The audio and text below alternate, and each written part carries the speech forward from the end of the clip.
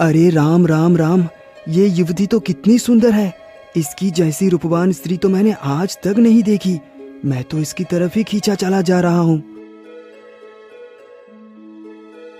हे सुंदरी, तुम कौन हो जो अपने इस सौंदर्य से सबको अपनी ओर खींच रही हो?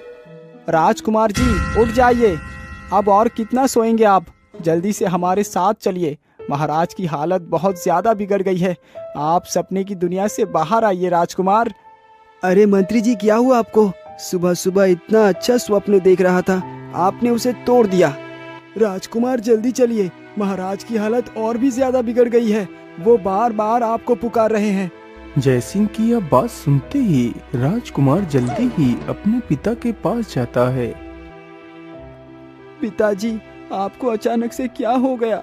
रात को तो आपकी तबीयत एकदम ठीक थी। बेटा, अब मेरा अंतिम समय आ चुका है। अब मेरे ऊपर किसी भी दवा या दुआ का असर नहीं होगा। नहीं नहीं पिताजी, आप ऐसी बात मत किया कीजिए। मैं आपको कुछ भी नहीं होने दूंगा। पुत्र, ये सारी बातें छोड़ो। जो मैं कह रहा हूँ उसे ध्यान से सुनो। हाँ हाँ, बोलिए पिताजी, अब क्या कहना चाहते हैं? बेटा, हमारे मंत्री साहब तुम्हारे पिता के समान ही है। तुम सदा उनकी बात का सम्मान करना, उनकी हर बात को मेरा आदेश समझकर ही उसका पालन करना। हाँ हाँ पिताजी, आप जो बोलेंगे मैं वही करूँगा, परंतु आप ऐसी बातें अपने मुंह से ना निकालिए। राजकुमार के इतना बोलते ही राजा के प्राण निकल जाते हैं। पिताजी, आप इस प्रकार मुझे छोड़कर नहीं जा सकते। पिताजी। बेचारा राजकुमार अपने पिता की मृत्यु पर फूट फूट कर रोने लगता है। राजकुमार जी, संभालिए अपने आप को। यदि आप भी इस प्रकार शोक विभोर हो जाएंगे तो राज्य का क्या होगा?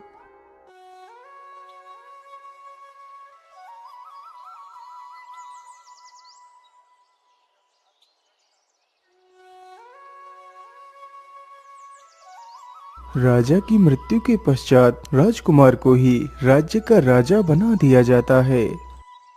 महाराज, इस वर्ष का सारा कर रूपी अनाज एकत्रित कर महल के अन्न भंडारों में जमा कर दिया गया है। आप एक बार हमारे साथ चलकर उसे जांच लीजिए। अरे नहीं नहीं मंत्री जी, आप मेरे पिता तुल्य हैं। मुझे आपकी बात पर कोई संदेह नहीं। पुत्र, तुम्हारा इस सम्मान का मैं आदर करता हूँ, परंतु एक राजा होने के नाते तुम्हारा हर वस्तु को जांचना परखना आवश्यक है। अच्छा अच्छा, ठीक है। यदि आपकी इच्छा यही है तो हम आपकी बात नहीं काट सकते। हम आपके साथ अवश्य चलेंगे। चलिए मंत्री जी। इतना बोलकर राजकुमार मंत्री के पीछे पीछे चल देता है।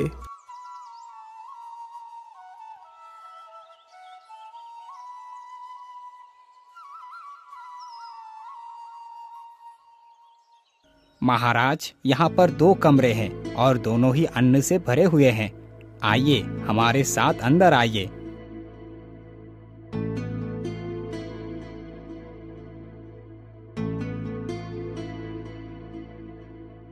मंत्री बारी बारी से दोनों कमरों में भरे अनाज के भंडार को राजकुमार को दिखाता है।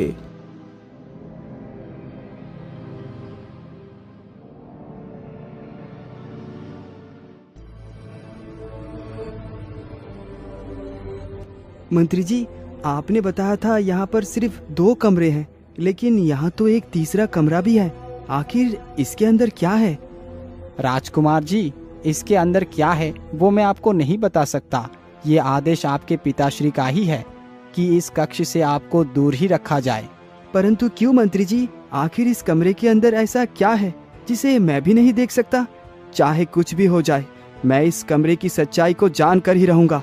मंत्री के बार बार समझाने पर भी राजकुमार अपने जिद के आगे अड़ा रहता है।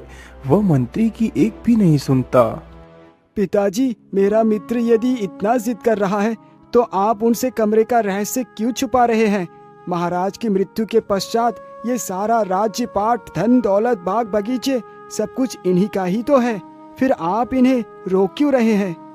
बेटा, तुम ठीक ही कहते हो, सब कुछ इन्हीं का तो है, लेकिन महाराज ने मरते मरते मुझे आदेश दिया था कि राजकुमार को इस कक्ष में मत ले जाना। यदि मैंने उनके आदेश का उल्लंघन किया तो उन्हें बुरा लगेगा। वैसे पिताजी, अब तो राजकुमार ही हमारे महाराज हैं। उनकी आज्ञा का पालन करना हम सबका कर्तव्य है। यदि आप राजा के दुख का इतना ध्यान रखते हैं तो हमारे इन राजा के दुख का भी तो ध्यान रखिए। दरवाजा खोल दीजिए। राजकुमार को दुखी देखकर हमारे राजा को भी शांति नहीं मिलेगी। यदि ऐसी बात है पुत्र, तो ये लो चाबी और इस कमरे को खोलकर देख लो। चाबी मिलते ही मंत्री पुत्र दरवाजे को खोलता है और तीनों ही कमरे के अंदर प्रवेश कर जाते हैं। राजकुमार अपनी नजरों को जल्दी ही पूरे कमरे में इधर उधर दौड़ाता है, लेकिन उसे कमरे में ऐसा कुछ भी खास दिखाई नहीं दिया। वैसे ये कमरा भी बाकी कमरे के समान ही है। आखिर इसमें ऐसा क्या खास था जो पिताजी मुझे नहीं दिखाना चाहते थे? राजकुमार इतना बोल ही रहा था कि तभी राजकुमार की नजर सामने एक तस्वीर पर पड़ती है। अरे ये क्या? ये तस्वीर तो उसी युवती की है जिसे मैं कई बार अपने सपने में देख चुका हूँ। आखिर ये सुंदरी कौन है? राजकुमार, ये मयूर राज्य की राजकुमारी सुषमा है। वाह वाह वाह! इस सुंदरी के रूप के आगे तो स्वर्ग की अप्सराएं भी नतमस्तक हो जाए। इसके रूप की व्याख्या करना असंभव है। इसीलिए मंत्री जी, मैं राजकुमारी सुषमा से ही विवाह करूंगा। ये मेरा वचन है। जब तक मैं राजकुमारी सुषमा को अपनी पत्नी नहीं बना लूंगा, तब तक सिंहासन पर नहीं बैठूंगा। अरे नहीं नहीं राजकुमार, आप ये कैसी बातें कर रहे हैं? राजकुमारी सुषमा से विवाह करना इतना भी आसान नहीं। वो 7 समुंदर के बीच रहती है। तो क्या हुआ मंत्री जी, मैं राजकुमारी सुषमा को पाने के लिए 7 समुंदर के बीच भी पहुंच जाऊंगा। राजकुमार जी, यदि आप वहां पहुंच भी गए तो राजकुमारी से विवाह करना तो दूर, उनसे भेंट करना भी संभव नहीं है।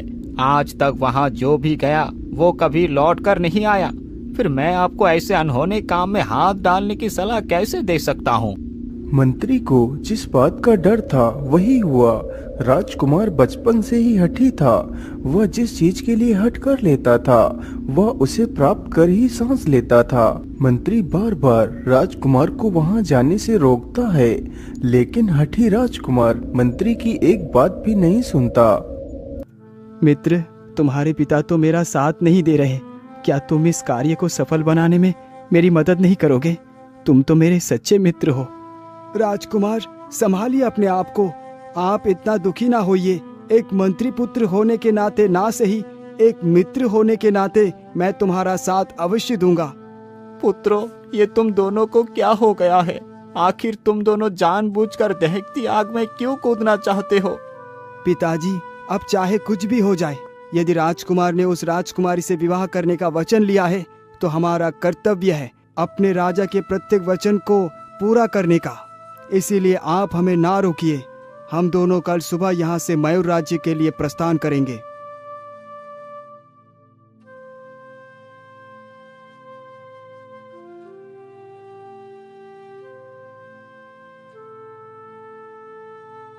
अगली सुबह होते ही दोनों मित्र एक एक घोड़े पर सवार होकर मयूर राज्य की खोज में निकल पड़ते हैं।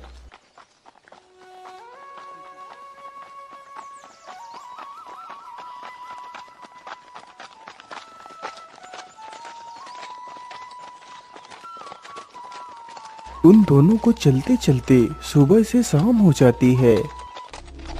वैसे मित्र, अब तो शाम हो चुकी है और जल्दी से रात भी हो जाएगी। सुबह से चलते चलते हम थक भी गए हैं, इसीलिए कोई सुरक्षित स्थान देखकर वहीं पर रात गुजार लेते हैं। हाँ मित्र, आपका कहना एकदम उचित है। हमें जल्दी ही किसी सुरक्षित स्थान पर रुकना होगा। ये सारी बातें करते करते वह दोनों एक बगीचे के पास पहुंचते हैं। अरे भाई, आज रात इस बगीचे में ही रुकना कैसा होगा?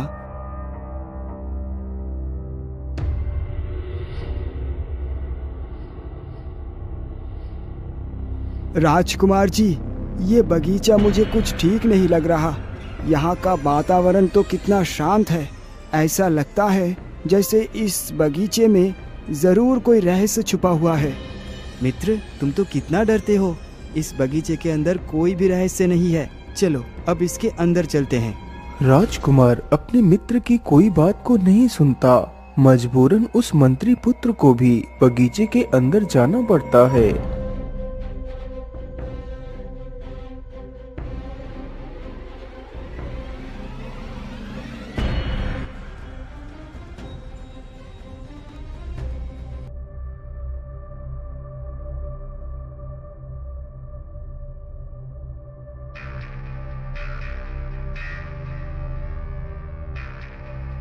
मित्र, हम दोनों अपने घोड़े को यही पेड़ के नीचे ही बांध देते हैं और दोनों इस पेड़ के ऊपर चढ़कर बैठ जाते हैं। ठीक है राजकुमार जी, जैसा आप उचित समझे। इतना बोलकर वह दोनों अपने घोड़े पेड़ के नीचे बांध देते हैं और दोनों ही पेड़ के ऊपर चढ़कर बैठ जाते हैं।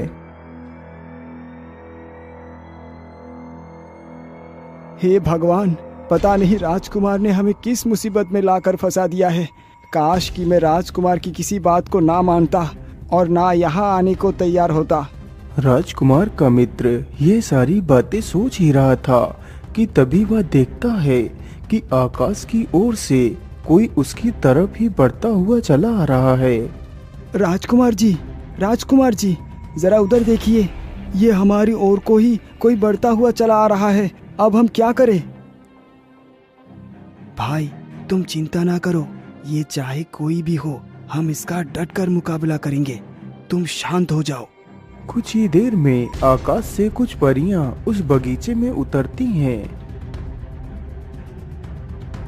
अरे मित्र, ये तो परियां हैं। हाँ भाई, ये परियां ही है, लेकिन ये इस बगीचे में क्यों उतरी है? राजकुमार जी, मैं तो पहले ही कह रहा था कि इस बगीचे में चलना उचित नहीं होगा। अब तो हमने अपनी आंखों से ही देख लिया। मित्र, तुम इतना डरते क्यों हो? तुम मेरे ऊपर विश्वास रखो, सब कुछ ठीक हो जाएगा।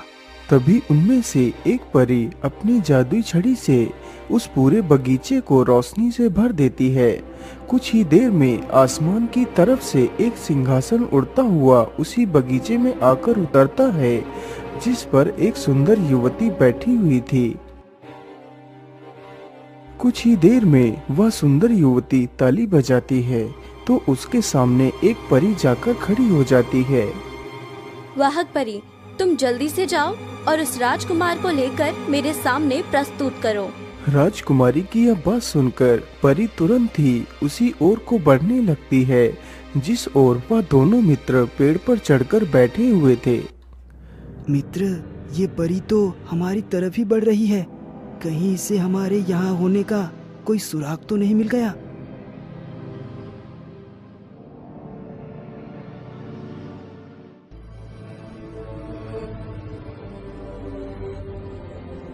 राजकुमार जी, आप पेड़ से नीचे उतर आइए।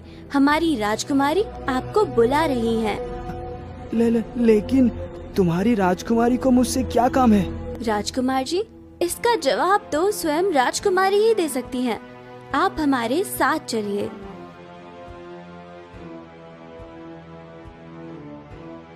क्या हुआ राजकुमारी, आप कौन हैं और कहां से आई हैं? आपने मुझे यहाँ क्यों बुलवाया है? राजकुमार जी, मैं परीलोक की राजकुमारी उत्तरा हूँ।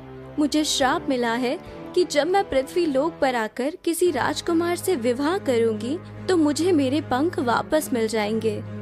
परंतु क्षमा कीजिए राजकुमारी जी, मैं आपसे विवाह नहीं कर सकता। लेकिन क्यों राजकुमार? आखिर मुझ में ऐसी कौन सी कमी है कि तुम मुझसे विवाह नहीं करना चाहते? बस इसीलिए राजकुमारी कि मैंने मयूर राज्य की राजकुमारी सुषमा से विवाह करने की प्रतिज्ञा ली है, इसीलिए मैं उन्हीं के साथ ही विवाह करूंगा। राजकुमार जी, यदि आप राजकुमारी सुषमा से विवाह करना चाहते हैं तो अवश्य करिए, लेकिन आपको मेरे साथ भी विवाह करना होगा। यदि आपको मेरे इस विवाह से कोई आपत्ति नहीं तो मैं जरूर आपके साथ विवाह करूंगा, लेकिन अभी नहीं। जब मैं वापस आऊंगा तो तुम्हें अपनी पत्नी बनाकर ही जाऊंगा। वैसे राजकुमार जी, आप राजकुमारी सुषमा से विवाह करने जा रहे हैं, लेकिन क्या आपको यह पता है कि आप वहां तक पहुंचेंगे कैसे? वहां पर पहुंचना इतना आसान नहीं। राजकुमारी जी, यदि मैंने प्रतिज्ञा ली है तो कैसे भी कुछ भी करके मैं राजकुमारी तक जरूर पहुंचूंगा। राजकुमार जी, वहाँ तक पहुँचना बहुत ही कठिन है। तुम्हें रास्ते में अनेक प्रकार की समस्याओं का सामना करना पड़ेगा। तो फिर आप ही बताइए राजकुमारी, मैं वहाँ तक कैसे पहुँचूं? राजकुमार जी, आप परेशान न होइए। आप मेरी इस अंगूठी को अपनी उंगली में पहन लो। जब तक आप इस अंगूठी को पहन कर रखोगे, आपका कोई बाल भी बांका नहीं कर सकता। इतना बोलकर राजकुमारी अंगूठी को राजकुमार को दे देती है। राजकुमार जी, अब तो लगभग सुबह होने वाली है। अब हम लोगों के वापस लौटने का समय हो चुका है। आप निश्चिंत होकर जाओ राजकुमार, आप अपने मकसद में जरूर कामयाब होंगे। इतना बोलकर परियां वहां से चली जाती हैं। फिर वह दोनों मित्र भी वहां से आगे के लिए निकल पड़ते हैं। अरे वाह राजकुमार, आप तो विवाह करने निकले थे राजकुमारी सुषमा से। रास्ते में एक और सुंदरी राजकुमारी मिल गई। ये सारी बातें करते हुए वह दोनों आगे बढ़ते रहते हैं।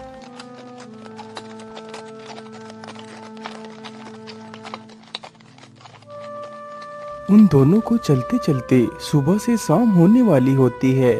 तभी रास्ते में उन दोनों को एक चरवाहा मिलता है। अरे भाई, आप लोग इधर कहाँ जा रहे हैं?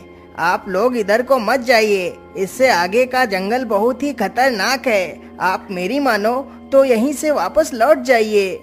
अरे चरवाहे, शायद तुम जानते नहीं कि हम कौन हैं। खतरों से खेलना हमारा शाही शौक है।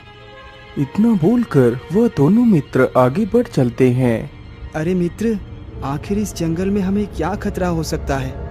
राजकुमार जी, खतरा तो मुझे भी नहीं पता कि क्या होगा, पर जो भी होगा उसके मुकाबले के लिए हम चौकन्ने होकर चलेंगे।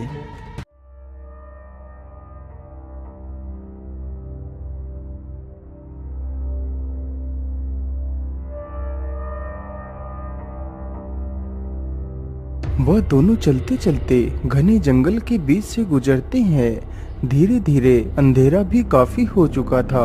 सामने कुछ भी दिखाई नहीं दे रहा था। तभी उन दोनों ने देखा कि सामने से दो आंखें चमकती हुई उनकी तरफ बढ़ती चली आ रही हैं। अरे ये क्या है? ये सामने से कौन आ रहा है? राजकुमार जी, आप फिक्र ना करें, मैं आगे जाकर देखता हूँ। इतना बोलकर उसका मित्र अपने घोड़े से नीचे उतरकर सामने खड़ा हो जाता है तो देखता है कि सामने एक खूंखार बाघ उनके ऊपर हमला करने के लिए तैयार है। अरे दुष्ट बाघ, तू हमारे रास्ते से हट जा, नहीं तो मैं तुझे खत्म कर दूंगा। तभी वह बाघ उसके ऊपर हमला कर देता है तो मंत्री पुत्र अपनी तलवार से बाघ को काट देता है। वाह वाह मित्र, मुझे आज पता चला कि तुम कितने बहादुर हो। तुम्हें तुम्हारी बहादुरी का इनाम जरूर मिलेगा। राजकुमार इतना कह ही रहा था कि तभी आसमान में से बिजली कड़कने लगती है। देखते ही देखते तेज हवाओं के साथ बारिश शुरू हो गई। अरे ये क्या हो गया? अभी कुछ देर पहले तो मौसम एकदम साफ था, अचानक से बारिश कहाँ से आ गई? राजकुमार जी, हमें जल्दी से कोई सुरक्षित स्थान ढूंढकर रुक जाना चाहिए। हाँ, हमें जल्दी ही यहाँ से निकलना चाहिए। फिर वह दोनों मित्र जंगल में कुछ दूर आगे बढ़ते हैं। कुछ ही दूर चलने पर उन्हें एक झोपड़ी दिखाई देती है। जय सिंह, जरा उधर देखो, यहाँ पर तो एक झोपड़ी है। चलो आज रात इसी के अंदर चलकर गुजारते हैं। राजकुमार की इस बात को सुनकर दोनों मित्र अपने घोड़े से नीचे उतरकर झोपड़ी के अंदर चले जाते हैं।